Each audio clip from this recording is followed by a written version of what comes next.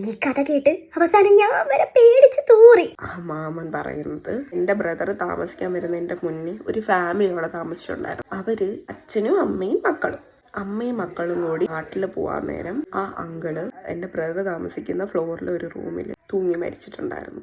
നല്ല ട്വിസ്റ്റ്. തൂങ്ങി മരിച്ചിട്ട് 5 ദിവസം കഴിഞ്ഞിട്ടാണ് ബോഡി കണ്ടുപിടിച്ചത്. സ്മെല്ലടിച്ചിട്ട് 5 ദിവസം കഴിഞ്ഞ്.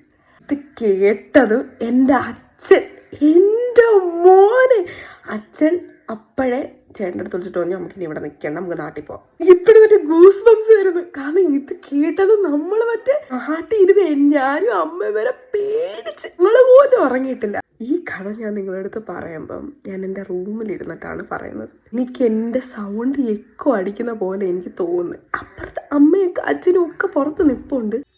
നിങ്ങൾക്ക് ഇങ്ങനെ എന്തെങ്കിലും അനുഭവം ഉണ്ടായിട്ടുണ്ടെങ്കിൽ ഒന്നെങ്കിൽ DM അല്ലെങ്കിൽ എൻ്റെ കോമൻറ്റിൽ വന്ന് പറയുക. എനിക്കിതൊക്കെ കേൾക്കുമ്പോൾ ഒരു ത്വരയാണ്.